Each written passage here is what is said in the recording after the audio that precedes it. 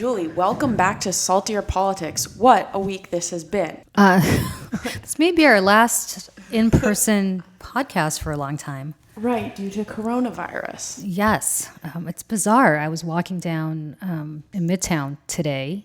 I was walking down 6th Avenue, and there was nobody there. It was just empty. Did you notice that? It's weird. And the subways were not crowded. By the way, I just saw that the NHL postponed their season. The NHL. You were just at a game, weren't you? I was at 2 games. I was at one on Saturday, and I was at one on Tuesday, and they have postponed it today, whatever that means, and the NBA canceled its season. But what's weird is, I just want some guidance, because on the one hand, they're telling us not to gather in places with lots of people. On the other hand, they're keeping the subways open. You said the subways aren't crowded. I actually walked to work today, which was a long walk, but I did. I have to be at a dinner downtown tonight, so I guess I'll take the subway home. But it's bizarre, because if you're telling us not to be in places, I don't want recommendations. It's like vaccines, right? Oh, we recommend that you vaccinate your kid. Well, no, either you tell me I have to vaccinate my kid or not.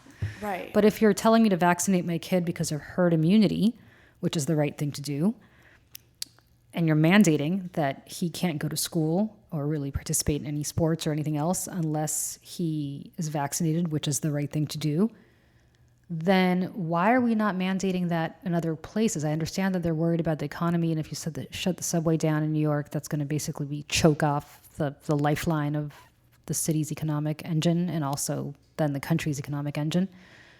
But if that's the best thing for public health, if you're telling me that it's not a good idea for all of us to be tightly pressed against each other like sardines, then just shut it down. I mean, this recommendation to me is very nebulous. But if health experts are dictating, like epidemiologists and others are dictating that we not ride the subway because we shouldn't be in large crowds, if you're actually canceling voluntarily, the NHL is voluntarily postponing its season, the NBA is voluntarily canceling its season, then shouldn't government just not pick and choose? I mean, I saw in California, Gavin Newsom, who I think has been a great governor, but he shut down all public gatherings except for Disney.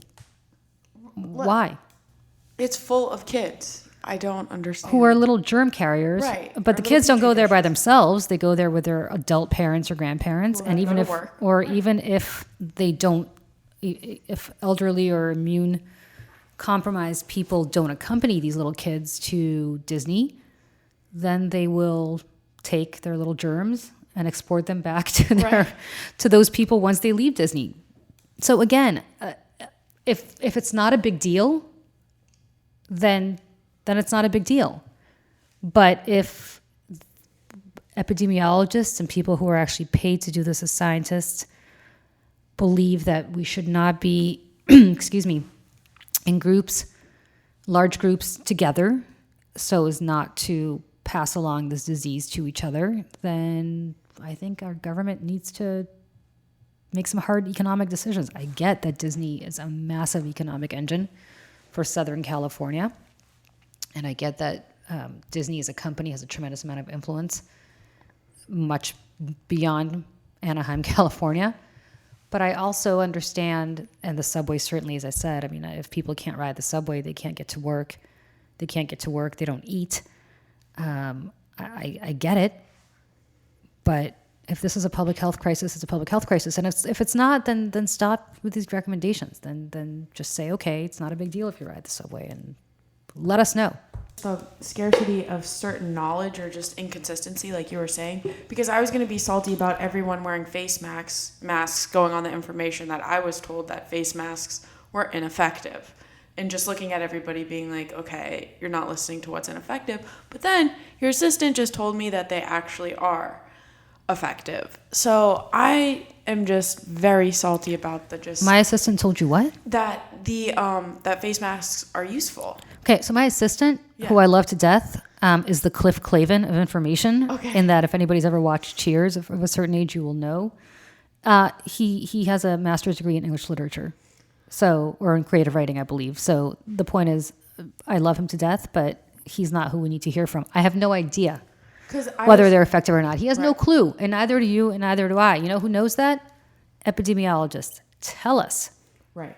And then we'll let us know. What I've heard, and again, who knows, is that they're only effective if you have the disease so that you don't get it to anybody else. Yeah.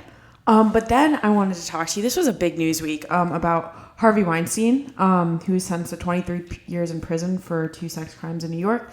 And now it will go to LA, where he's been charged with similar sex crimes that could net him more years in prison if convicted. But I wanted to read out loud a little bit of what he said right before he got the 23 years, part of his statement. And he said, and this is in the middle of it, "And I think men are confused about all of these issues. You know, dealing with thousands of men and women who are losing due process. I'm worried about this country in a sense too. I'm worried that there is a repeat of the blacklist that there was in the 1950s when lots of men like myself, Dalton Trumbo, one of the great examples, did not work, went to jail because people thought they were communists." Boy. Yeah. I mean, so I don't think men should be confused. there is no confusion. I think if you don't put your hands on a woman without permission, and or as Harvey Weinstein was wont to do, Right.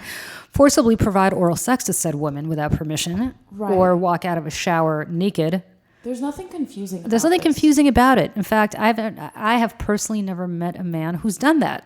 And I don't think those men are confused about why they shouldn't do that. I'm raising a little man who hopefully will not be confused about the fact that you shouldn't do that. Right and wrong. And it's not a Or it's question. just boundaries. What's confusing? It's not. And notice how it's always men are going to be confused. Like, I have never seen a woman, I'm sure they exist, but you don't hear many stories about them, nor have I ever known one personally, who is confused about why she shouldn't forcibly try to do anything to a man. Right. Like, there's no confusion on my part. You just don't. It just doesn't even enter like the mind. Like, has it ever occurred to you to forcibly do anything to another human being sexually? No. Me neither. What? So it's not. Literally no. I'm not confused. No. You just It's just don't. like putting it in this box of like it's a confusing time and like he's a victim. I'm like, What's confusing about it? nothing. He's confused because he got caught. Yeah. That's probably where the confusion comes. I'll tell you what I'm actually salty about. I'll move it up to this because we're talking about Harvey Weinstein.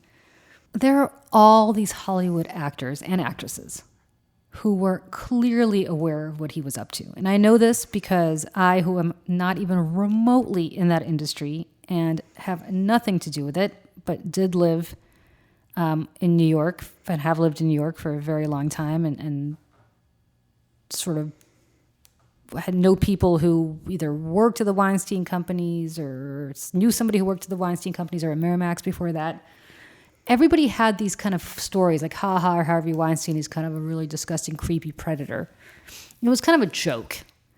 But there are people out there, some of whom were very established as actresses or actors, and certainly very established as executives, who knew much more. Because if I'd heard about it, and people I know in the industry who are not in the industry, but who are sort of peripherally around people who might have been, had heard about it, they obviously knew. I mean, don't tell me that Mira Sorvino and Ashley Judd and Gwyneth Paltrow and all these people who were victims of his allegedly did not confide in others and that it didn't get around. And Right. Don't tell me that those people didn't have the power to speak up. Correct. Of course they did. But at the end of the day, what was more important to them was the paycheck or not rocking the boat or worry for their career. And I understand that. I really do. Because at Fox, a lot of people did not speak up even after Gretchen Carlson came forward. I did not speak up for months after Gretchen Carlson came forward. So, for the same reasons. So I'm not suggesting that they're somehow to blame, but what I'm suggesting is I think we're at an inflection point where people should take stock of their behavior. I have really taken stock of all the times over the course of my career in politics where I've known about bad behavior, I witnessed bad behavior, I even experienced bad behavior, and I never spoke up because I wanted to get ahead. I wanted to keep my head down. I wanted to, not rock the boat. You don't want to be that person. You understand that if you're that person, you're not going to, good chance your career is going to be impacted. I think we're at an inflection point now with Harvey Weinstein's conviction where perhaps people need to take stock of that and they should speak up. And I don't understand for the life of me why that's not a bigger part of the discussion. Because all these people now who are like, oh yeah, Harvey Weinstein was a pig. All these people in Hollywood, Harvey Weinstein was a pig. Harvey Weinstein was disgusting. They're not saying a word. Right. And, or they, about we know there's other stuff going on. Right. So, I don't know. The whole thing is just, it's disappointing. And it continues to go on. For every one Harvey Weinstein, there's about 50,000 other Harvey Weinsteins in every industry, if not 50 million. And it's not just sexual assault. It's not just rape. It's generally the treatment of women because people aren't born to rape. First, they disrespect people professionally. They disrespect them verbally. They disrespect them through retaliatory non-sexual means. And then when they continue to see that they could get away with it and get away with it and get away with it, they keep moving the envelope and pushing the envelope and pushing the envelope until you pin a woman down and you rape her. And so I think that's the kind of thing that we need to focus on. And I have to tell you, as the mother of a little boy, that's the kind of stuff that I feel like we should impress upon our young men from a very young age. Respect for women before they even know about sex, before they even know about rape, before they even know about the horrors of what Harvey Weinstein was accused of doing to so many more women than for which he got convicted. I think a lot of it has to do with teaching our boys how to respect women. And I don't know that that's happening at a level that it should. Because I think it's once you start the disrespect, you're not seeing women as equal, and you're taking that away. And then when you don't see them as equal and as human and just not there for just your enjoyment. Yeah, then they're just a hot piece of meat. Right? Exactly, that you can do whatever you want with. Yeah, and we were, the morning after Harvey Weinstein got convicted, my little 7-year-old saw the cover of the New York Post, and he sees Harvey Weinstein in handcuffs, and he goes, "Why is that man wearing handcuffs?" And I said, "Did I tell you the story?" No. And I said, "Oh, well, he did something wrong and he's going to jail and it's a good thing." And he said, "What did he do?" And I said, "Well, he touched women without asking." And he said, "Like what? Like he hugged them without asking?" And then he got really scared. He said, "Does that mean I have to always ask you before I hug you? Like I don't get to hug you or kiss you without asking you?" And I said, "No, I'm your mom. You could always, always, always hug me or kiss me without asking me. That's totally acceptable. But except for me and your grandma, you probably should ask everybody else, and especially friends of yours who are little girls. You should always ask if you could hug." And it's such a heartbreaking thing to say to a 7-year-old because they look at hugging their friends as something nice and sweet, and they've been encouraged to do that. And he said, "Well, is that what he's going to jail for? Did he hug people without permission?" And I don't know what snapped in me. I'm obviously like Mother of the Year award right here. I said, no. I am. It snapped in me, and I said, "No, he put his penis inside a woman's vagina without asking for permission." And then I kind of, as I'm saying this and it comes out of my mouth, I'm thinking, "Oh my God, what the hell is coming out of my mouth? What am I saying?" The look of horror on his face was like, I don't even understand what, and this is awful, and I don't get, like, he's like, I wish, kind of got scared and was like, "I don't want to talk about this anymore." I said, "Yeah, okay." And then I thought about it and I thought, okay, was that the right thing to do? Was that an insane thing to do for a kid that age? And I think there's going to be a lot of disagreement about that. But I don't know whether I made the right decision or not. I think it is, because I think you almost have to shock these kids from a young age into understanding that no, this is not acceptable behavior, and not just because somebody's going to go to jail for it, because that is disrespecting somebody's boundaries.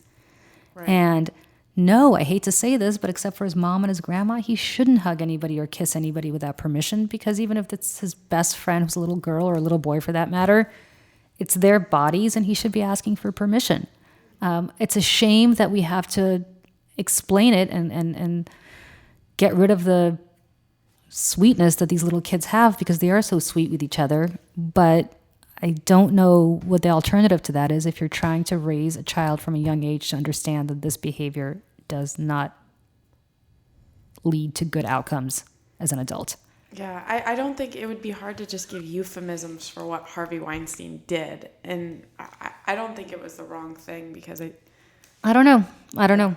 There's some disagreement in my house about that, but that's one of those parenting moments. I'm like, it's definitely one of those parenting moments you didn't plan for when you're thinking about having a baby and how you're going to raise this child perfectly. Because I've seen you get into like some conversations on TV where a guest will say something dumb and you'll just be like, okay. But I can just imagine your look on your face as he asks, and you're like, how am I going to deal with this? Well, nothing ever prepares you for the fact that they're a little sponge, and you kind of know that before they're born, but they're always observing. They're always watching. They're always paying attention. And with mine, and I think this is the case with other kids too, because I've spoken to other parents about it, he may not say something for 6 months or even a year. But then when you throw something in his face, he'll be like, well, really? Because do you remember that one time you were doing A, B, or C? And sometimes I'm like, I don't actually. It sounds like it was something I was doing, but I don't. But again, I mean, going back to Harvey Weinstein, this is really not like, the podcast about parenting tips, because I'm not the one to give it to anybody. But I just think it's a shame that this is the point that it's not a shame, it's a good thing. On the other hand, it's a shame that we've arrived at a point in 2020 when we thought the first wave of feminism, the second wave of feminism in the 70s, Anita Hill, all of this nonsense. I truly grew up at a very naive time, I think a very halcyon time in my 20s or my teens and my 20s, where I thought, okay, there's nothing that men can't do that women can't do. We're all equal. That was all in the past. The feminist revolution happened. And then you come to find out, well, no, actually, women who speak up are still penalized. Women who speak up still are not protected at the same rate that predators are.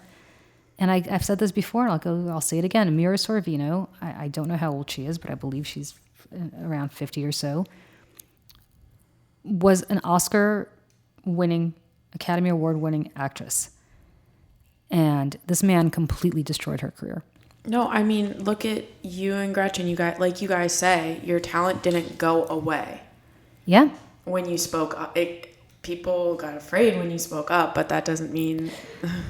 Yeah, but you think it can't happen to you because you're so in the public eye. Well, I mean, again, she has an Oscar, and her father... You have a lot to lose. Right, you have a lot to lose, but you also think you're kind of inoculated because, okay, you're not just some random person who somebody can just kind of quietly shunt to the side. You're Mira Sorvino. I've never met this woman in my life or spoken to her, so I'm completely guessing here, but I would assume somebody in her position would think, okay, I have an Academy Award.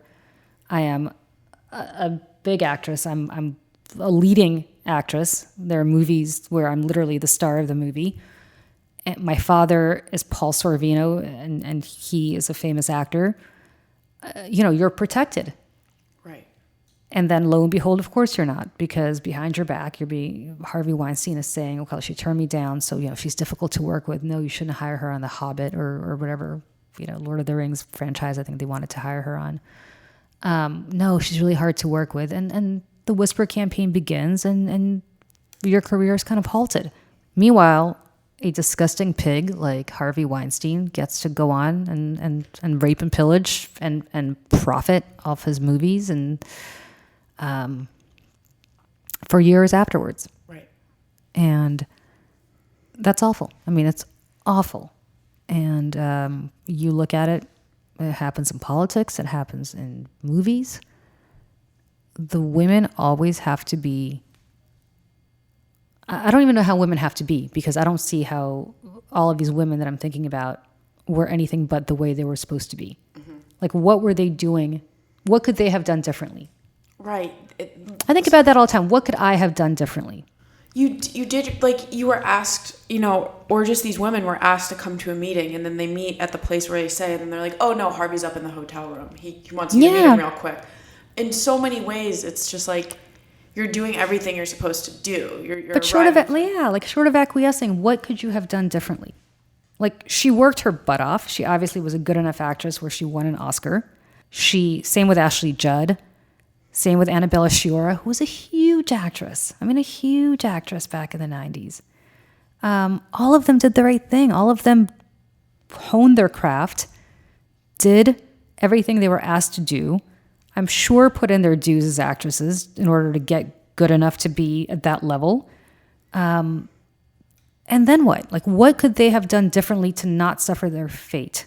And the answer is nothing, I don't think. I mean, I don't know them. Again, these are not people I've ever really closely followed professionally or I know personally. But what could any of these women have done? What could an Elizabeth Warren or a Hillary Clinton or a Kamala Harris or an Amy Klobuchar, what could they have done differently?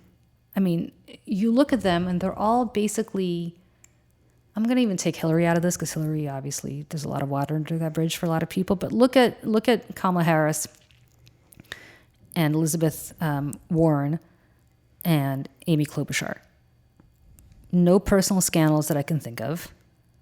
They're basically the valedictorian of their class. I mean, they did everything that you're basically told to do, right? You go, you put your head down, you work, you pass legislation, or you run... Congress, you run, you're the attorney general or whatever it is. What could they have done differently? And the answer is, I don't know. They did everything they were supposed to do, but yet it's not enough. Meanwhile, Donald Trump gets to have 6 bankruptcies, or I don't know how many we're up to, accused of sexual misconduct by almost 20 people, women. Tax evasion, all sorts of things that he's been accused of. He's the president. And not just him. I mean, I'll look at Bernie Sanders. Bernie Sanders, and this is not a knock on him personally. I'm just using him as an example of a guy that a woman would never get away with. Had a very complicated personal life when he was younger. If a woman had that kind of complicated personal life... There's no way. And by the way, I don't even blame Bernie Sanders for having a complicated personal life. We've all had complicated personal lives. But there's no way. There is just no way. Well, look at how Bernie is treating his own health thing. If Hillary did that with her health records... Sure. There would be like, she's dead tomorrow and she's not telling us. Of course. Could you imagine? Of course. And anybody who says, oh no, these women didn't succeed because it wasn't sexism, it was something else. Well, they're all 3 very different women, right? If you find Elizabeth Warren annoying... and you find Amy Klobuchar annoying, and you find Kamala Harris annoying. Like, all 3 of them have very different ways about them. So it may not be that you find them annoying. It may be insert woman here. It's a constant, like, well, I vote for women, not just this woman. Yeah, no. Like, I wonder if Michelle Obama just woke up tomorrow and said, I'm running. The most admired woman in the country. They would find something annoying about her.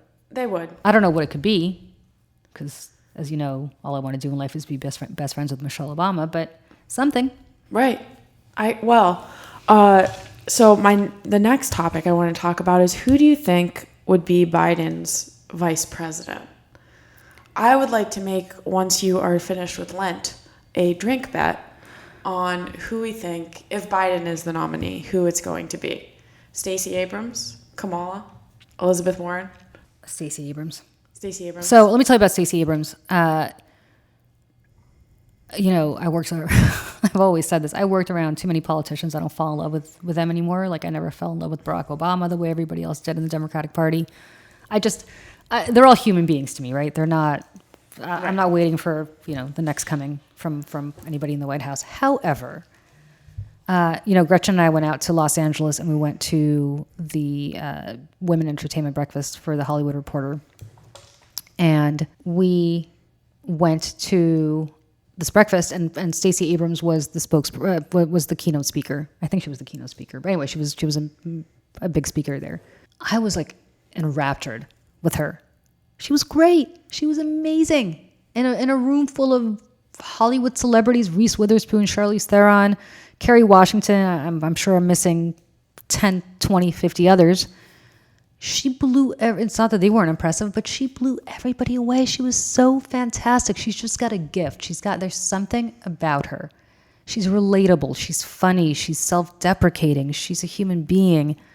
She is just great. It gets me giddy to think of the women he could choose, just because I think they're yeah, great. Yeah. And she's just a powerhouse. And I was so impressed with her. And everybody who says, well, she doesn't have the requisite experience, all she was a state legislator. Literally Really?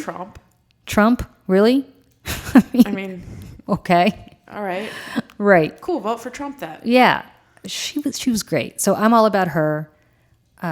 It's got to be a woman, but I really also think it has to be a person of color, because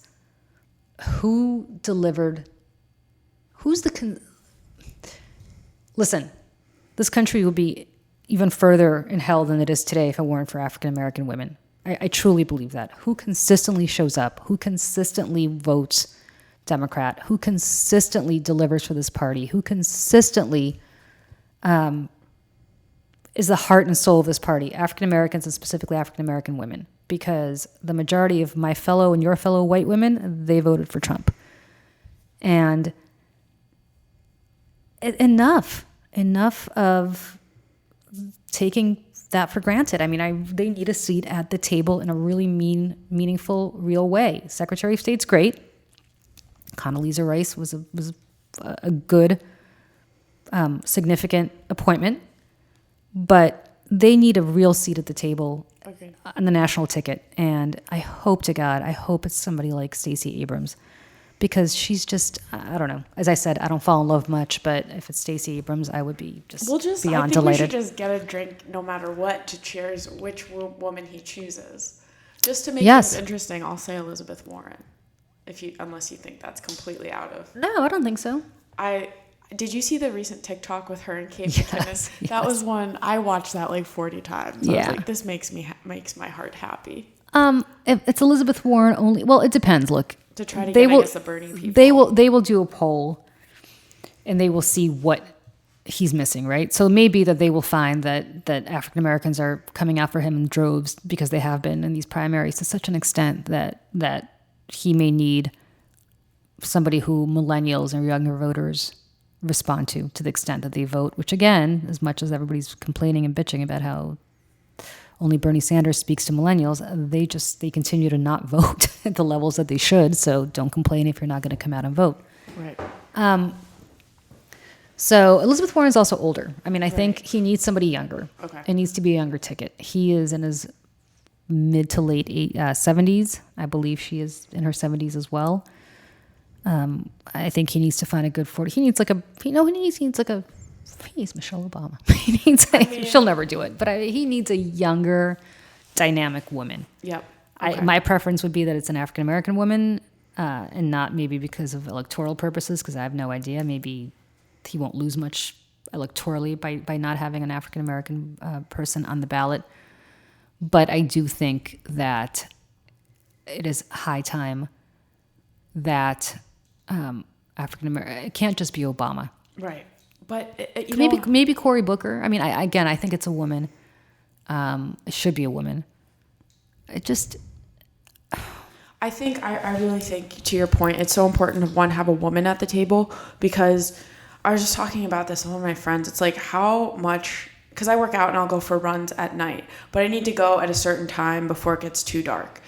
And like rape is like just a thing that's on your mind a lot, or just your personal protection, and guys don't even understand it. When I talk to my brother, like, I need to go running now, he's like, I'm hungry, I'm gonna eat a little bit. I'm like, but I have to go now even though I'm a little hungry, because it's getting dark. And it's just something I think that guys don't think of. But then you add another level of color, and people don't think of all the things that also you're thinking about if you're a person of color. Like, I know, thinking being an LGBTQ community, you're thinking of a whole nother list of things that just a white cis man at the table is not even going across his head. There's no question. So it's like, it's hot. It's so time. There's no question, because you are informed. Look, I am a white Jewish woman. Could things be easier for me? Sure. I could be a white Protestant man. Could things be harsher for me? I'm sorry, I'm a white Jewish straight woman, which is relevant. Could things be harder for me?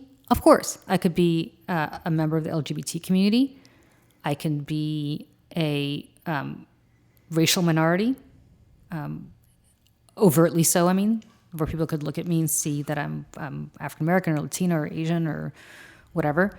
Could I be, there's myriad things. And I think you're only informed by your own experiences. And I can empathize. I could be an ally. I can try to understand what it's like to walk in your shoes, Em, or certainly in the shoes of my friends who are African American or other minorities, but it's not the same. It's Right. just not. It's not. If I walk down the street holding a man's hand, nobody's going to look at me, but they might look at you if you hold a woman's hand, right? It's just different. It's you can't express your love for somebody in public the way straight people can. Couples who are white and black can't express their love. I mean, in some places you can, other places it's still dangerous. I mean, it's awful, and I can intellectually understand it, but of course I don't live it. So it's very different. And I think you're absolutely right. I think it's time that we have somebody on a national ticket who's not just Barack Obama, who can make people truly understand that they have somebody who has a kinship with them Right. in the Oval Office, Right. or in government at a very high level. So I hope it is somebody who's a minority. I hope it's got to be a woman. I mean, it is so past time for us to have a woman on the. I'm going to be really sad if it's not. I'm just going to say it. Like, Cory Booker's awesome, and he's so dynamic and awesome. But again, I would really like. I'd like a woman. I really would. I mean, it would be nice to have somebody Right. At the table. At the table. I mean, in a real way. And I'm not saying Secretary of State is not, but it would be nice to have somebody at the table. My God, we've had 45 presidents, and not one of them has been a woman. Now, granted, women only got the franchise 100 years ago or so, but still, it's past time. And we keep delivering. We keep voting. We're Right. 50% of the population. It'd be nice to have some representation. Right. So, I mean, look at Pelosi. Does anybody really think she's hamstrung by the fact that she's not a man? Look at Margaret Thatcher in England back in the day. Right. I mean, Indira Gandhi, Benazir Bhutto. I mean, third world countries have had women leaders. Golda Meir Right. in the 1960s in Israel. I mean, that was 50 years ago, and more than 50 years ago. So it's time. All right. So what I am salty about this week is kind of similar to what we've just been talking about, but it's what the coronavirus has exposed is kind of a hypocrisy in how disabled people are treated, because workers or employers are making all of these certain rules and exceptions to keep people safe during coronavirus. But a lot of times in the disabled community, people will ask to work from home, leniency on commutes, different items like that, and like how different, like Starbucks with their reusable cups, a lot of times it's dangerous for certain disabled people. So I think that's what's been bothering me this week, is you kind of see some hypocrisy when the able-bodied public is in danger, people act and they react. But when disabled people have been requesting a lot of these changes that are being enacted during this coronavirus scare, that it's happening now because able-bodied people are at stake. Yeah, I mean, to that point, what I'm salty about is the lack of clear direction. Yeah. From experts. Right. / our government, who should be relying on experts. And listen, this is not a knock on just Donald Trump. It is a knock on my Democratic mayor, Bill de Blasio, and others. Andrew Cuomo, I think, just either directed Broadway to shut down or somehow Broadway shut down with his encouragement. Great. You're shutting down Broadway theaters, which is a huge, huge, huge knock to our economy. We have people coming from all over, going to see shows. I mean, you're about to put not just people on Broadway out of business, but you're about to put all the supporting industry, all the restaurants who are going to have to go dark because people eat before seeing a show. The ticket sellers. Everybody, people who work hourly wages, who support this massive industry here in New York. I got it.